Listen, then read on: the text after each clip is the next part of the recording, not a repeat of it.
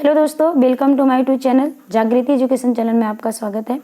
आज मैं आप लोगों के सामने फिर से modern history NCERT based important क्वेश्चनों का कलेक्शन लेके आई हूँ, जो आपके आने वाले एग्जाम के लिए अति महत्वपूर्ण है। इसको पढ़िए और ज़्यादा से ज़्यादा मात्रा में शेयर कीजिए, नोट डाउन कीजिए और सुझाव के लिए हमको कमेंट कीजिए। देरी न करते हुए हम क्वेश्चन को सॉल्व करते हैं। पहला, निम्नलिखित में से कौन सा एक युग्म सुमेलित नहीं है? ये आरएस, यूपीआरएस और आरटीएस 2016 में आया हुआ क्वेश्चन है। पहला, ठगी का दमन विलियम बेंटिंग, एल्बर्ट विल रिपन, रिंग फेस की नीति Warren Hastings, vernacular press act Curzon. इसमें आप बताएंगे कौन सा सुमेलित नहीं है। ऑप्शन देख लीजिए, इसमें ऑप्शन का नंबर नहीं दिया है, जैसे कि ये पहला है, ये दूसरा, ये तीसरा और यहाँ पे चौथा दिया गया है, ये अलग है। इसमें एक में हो गया तो ये चौथा है। आप इसमें देख लीजिए, वॉरेन हेस्टिंग्स नहीं, यहाँ से है कि ये वर्नाक्यूलर प्रेस एक्ट से है, यानी यहाँ से यहाँ तक है ये। तो आप इसको बताइए कौन सा सुमेलित नहीं है।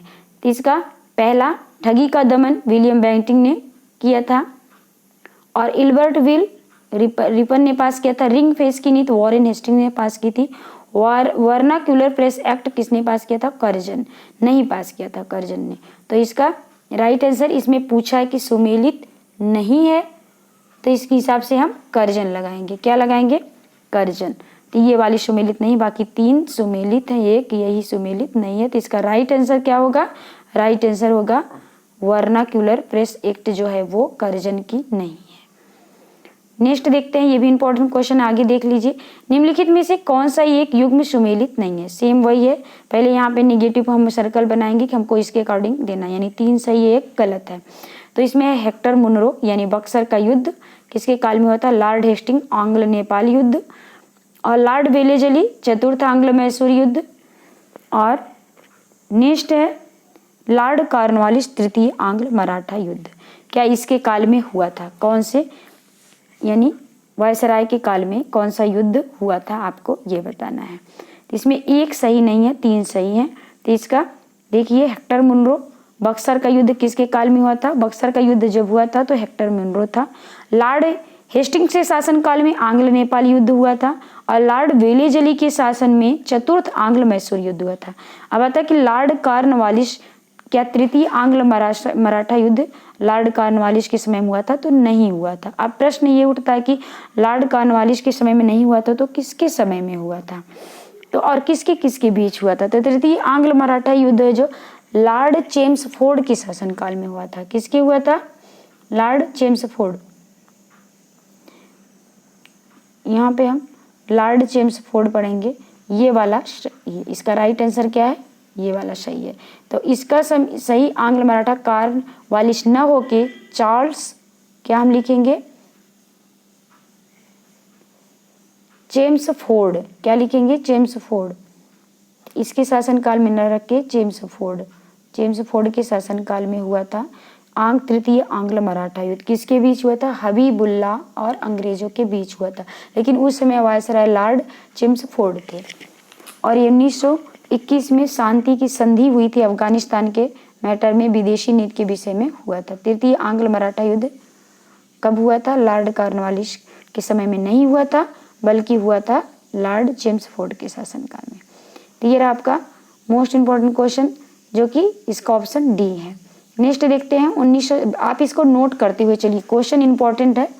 और 1927 की बटलर कमेटी का उद्देश्य था, यूपीपीसीएस 2017 का क्वेश्चन पूछा गया, ये क्या उद्देश्य था? ये ऑप्शन ए है, केंद्रीय एवं प्रांतीय सरकारों की अधिकारिता निश्चित करना।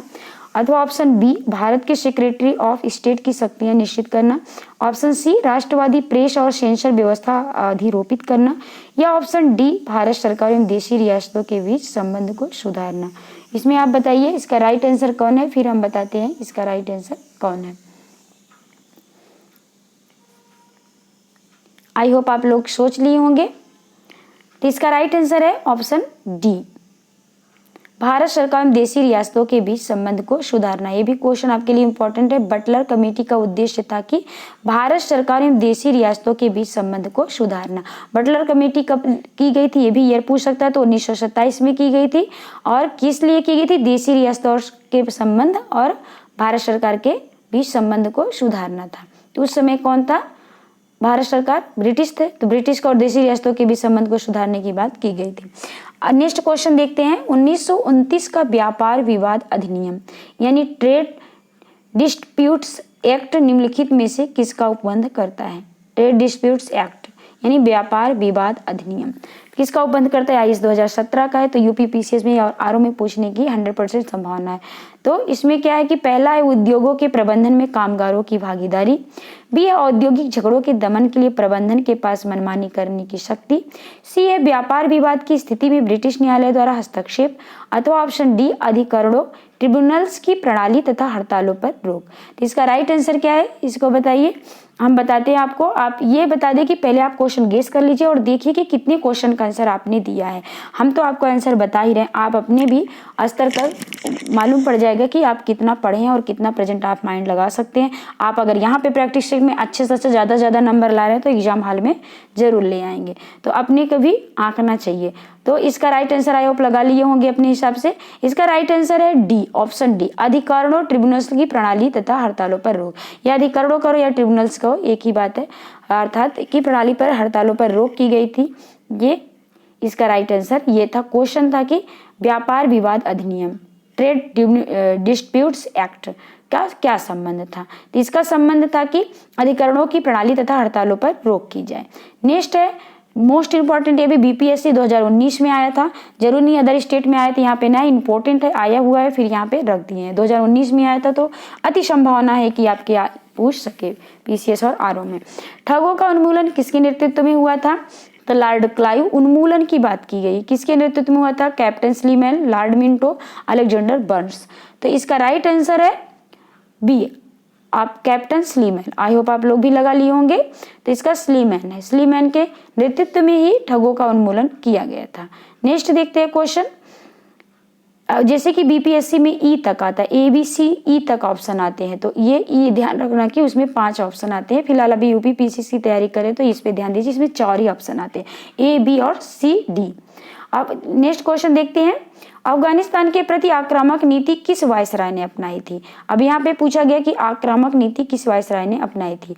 ऑप्शन दिया गया है, ये बीपीएससी 2019 में पूछा गया, इसलिए ऑप्शन इसमें 5 है। लॉर्ड मेयो, लॉर्ड लिटन अथवा लॉर्ड डफरिन, डी है लॉर्ड कैनिंग और ई है उपयुक्त में से कोई नहीं है, उपयुक्त में से कोई एक से अधिक है, तो भी ऑप्शन ई होगा। अगर 2 ऑप्शन आ रहा तो भी ऑप्शन ई होगा, कोई नहीं है तो भी ऑप्शन ई होगा। तो इसमें आप बताइए, ऐसा बीपीएससी में पूछा जाता है, बिहार पीसीएस में पूछा जाता है, बट यूपी पीसीएस में 4 ही ऑप्शन आते हैं, आपको 4 तक ही देना रहता है। तो इसका राइट आंसर आई होप आप लोग लगा लिए होंगे अथवा लगाइए, फिर इसका मैं राइट आंसर बताती हूँ। इसका राइट आंसर है लॉर्ड लिटन। किसने किया था? लॉर्ड लिटन ने आक्रामक नीति अपनाई थी। किसके लिए? अफगानिस्तान के लिए। नेक्स्ट क्वेश्चन देखते हैं। सिक्किम का भारत में विलय किसने किया था? इसमें है यूपी पीसीएस 2020 में पूछा गया है, अति महत्वपूर्ण है आपके लिए और आने की 101% संभावना है। तो आप इसको वेरी केयरफुली होके सारे क्वेश्चन जितने हमने दिए, इधर उधर के क्वेश्चन देते ही नहीं, जो आने की संभावना रहती है वही देते हैं। तो लॉर्ड हेस्टिंग्स यूपी पीसीएस 2020 में पूछा गया है। ऑप्शन ए है लॉर्ड हेस्टिंग्स, बी है लॉर्ड विलियम बेंटिंग और सी है लॉर्ड डलहौजी और डी है लॉर्ड ऑकलैंड।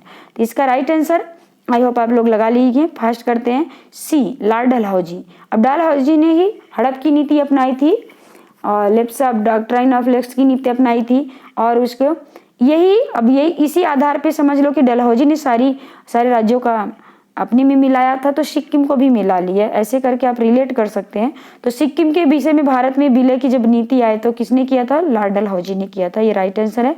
नेक्स्ट क्वेश्चन देखते हैं। नीचे 2 कथन दिए गए हैं, जिनमें से एक कथन ए तथा दूसरे को कारण आर कहा गया है। ये यूपी पीसीएस 2020 में पूछा गया, मोस्ट इंपॉर्टेंट है आपके लिए। ये कथन ये है, कथनी करनी के भी बहुत क्वेश्चन आते हैं, 5-6 क्वेश्चन तो आ ही जाते हैं और कभी कभी तो इससे भी ज्यादा आते हैं। ब्रिटिश सरकार ने भारत के अलग अलग भागों में भू राजस्व की अलग अलग व्यवस्था लागू की थी। यह कारण है, इससे भारतीय किसानों में अलग अलग वर्ग बन गए। तो ये दोनों कथन और कारण दिए गए हैं। क्या ये कथन कारण दोनों सही है? इसके ऊपर नीचे दिए गए कूट से सही उत्तर चुनिए। कूट दिया गया है आपके सामने, ए और आर दोनों सही हैं, यानी कथन ए और कथन आर दोनों सही है और आर ए की सही व्याख्या कर रहा है। अथवा ऑप्शन बी है, देखिए ऑप्शन बी ए ऐसे दिया गया है यहाँ पे, ऑप्शन बी है ए और आर दोनों सही है परंतु आर ए की सही व्याख्या नहीं कर रहा, ऐसा भी कथन हो सकता है। अथवा ऑप्शन सी में देखिए ए सही है परंतु आर गलत है, डी दिया है ए गलत है परंतु आर सही है। अब इसमें से कूट में से बताना कि आपको क्या लगता है। इन चारों के हिसाब से आपको ये कथन आप बार बार पढ़िए और एग्जाम हॉल में वेरी केयरफुली पढ़िए इसको, बड़े शांति से इसका आंसर दीजिए कि ऊपर के आंसर कथन से क्या कारण रिलेट कर रहा नहीं कर रहा। तो इसके ऑप्शन में आपके हैं, जो आपको समझ में आ रहा है आप चारों ऑप्शन में एक लगा सकते हैं। तो इसका राइट आंसर है ए, यानी ए सही है और आर भी सही है और ए की आर सही व्याख्या कर रहा है। तो ब्रिटिश सरकार ने भारत के अलग भागों में भू राजस्व की अलग व्यवस्था लागू की थी, हाँ की थी, कथन सही है। कारण यह है इससे भारतीय किसानों में अलग अलग वर्ग बन गए थे। तो सही बात है, अलग अलग वर्ग बन गए थे। जब मैटर आपको पढ़े होंगे, गहराई से अध्ययन किए होंगे चैप्टर का, तो आपको कंफ्यूजिंग नहीं होगी और ऑप्शन सही लगाएं। तो इसका राइट आंसर है ए और आर दोनों सही है, आर ए की सही व्याख्या कर रहा है। सारे हमारे सिलेबस से पूछते हैं और उसको अगर हम अच्छे से पढ़े हैं तो कथन और कारण भी हम अच्छे से कर सकते हैं। नेक्स्ट क्वेश्चन है, वेलेजली ने कलकत्ता में फोर्ट विलियम कॉलेज की स्थापना किस लिए की थी? आईएएस 2020 का क्वेश्चन है और आपके लिए मोस्ट इंपॉर्टेंट है, पीसीएस में भी पूछ सकता है। वह भारत में प्राच्य ज्ञान के प्रति अभिरुचि पुनः जागृत करना चाहता था, इसलिए उसने क्या विलियम फोर्ट की स्थापना की थी? लॉर्ड वेलेजली ने विलियम कैरी तथा उसके सहयोगियों को रोजगार प्रदान करना चाहता था, या उसे लंदन में स्थित बोर्ड ऑफ डायरेक्टर्स ने ऐसा करने के लिए कहा था। अथवा ऑप्शन डी, वह ब्रिटिश नागरिकों को भारत में प्रशासन हेतु प्रशिक्षित करना चाहता था। आई होप आप लोग आंसर लगा लिए होंगे। इसका राइट आंसर है ऑप्शन डी, कि वह ब्रिटिश नागरिकों को भारत में प्रशासन हेतु प्रशिक्षित करना चाहता था। ये इसका राइट आंसर है। इस उद्देश्य से उसने फोर्ट विलियम कॉलेज की स्थापना की थी। ये देखिए, भारत में प्राच्य ज्ञान फोर्ट विलियम कॉलेज की स्थापना किस लिए की थी? वेलेजली ने की थी। किसने की थी? वेलेजली ने की थी। और किसने की थी कॉलेज की स्थापना? ये ध्यान से देखिए, उसने ब्रिटिश नागरिकों को भारत में प्रशासन हेतु प्रशिक्षित करने के उद्देश्य से किया था। लास्ट क्वेश्चन और important question, sir Thomas Munro किस वर्षों में मद्रास के गवर्नर रहे? सर थॉमस मुनरो के विषय में बात किया गया है और मद्रास के गवर्नर किस वर्ष में रहे? ऑप्शन ए है 1820 से 1827 तक इस काल के दौरान रहे, या बी ऑप्शन 1819 से 1826 तक रहे, या ऑप्शन सी 1822 से 1829 तक, या ऑप्शन डी 1818 से 1825 तक। आई होप इसका आंसर आप लोग लगा लिए होंगे। तो इसका राइट आंसर सही उत्तर है ऑप्शन ए, 1820 से 1827 तक थॉमस मुनरो मद्रास के गवर्नर रहे। ये रहा आपका 10 मोस्ट इंपॉर्टेंट क्वेश्चन जो आपके आने वाले एग्जाम के लिए अति महत्वपूर्ण है।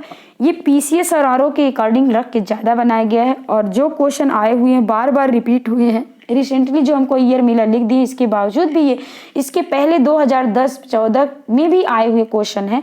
वैसे हम 20 के पहले 15 के पहले राइट नहीं करते हैं, जो क्वेश्चन आया हुआ रहता है 15 के बाद आया हुआ रहता है, 16, 15, 17, 18 तक राइट कर देते हैं। तो आप पढ़िए और इसको रिवीजन के तौर पर आपको काफ़ी हेल्प करेगा। इसके अलावा जिस किसी में भी अगर हिस्ट्री, मॉडर्न हिस्ट्री है तो यहाँ से पढ़ के हेल्प ले सकते हैं, क्योंकि ये सब इंपॉर्टेंट क्वेश्चन ही है, लेकिन अस्तर है पीसीएस और आरओ का, एआरओ के क्वेश्चन है ये। तो इसके अलावा आज हमने आप लोगों के लिए एक क्वेश्चन दिया है जो कि बहुत ही इंपॉर्टेंट है और बहुत कम हम लोग इसको पढ़ पाते हैं, लेकिन ये बहुत बार पूछा गया, यानी आरओ और आरओ में 2014 में पूछा गया है, तो अभी भी पूछने की संभावना है। तो इसका आंसर आप हमको कमेंट में देंगे और मिला ऑन स्पॉट आंसर दे सकते हैं, तुरंत नहीं मिला तो आप इसको खोज के आंसर जरूर दीजिएगा, क्योंकि आपके लिए इंपॉर्टेंट है। ये भी क्वेश्चन नोट डाउन कर लीजिए।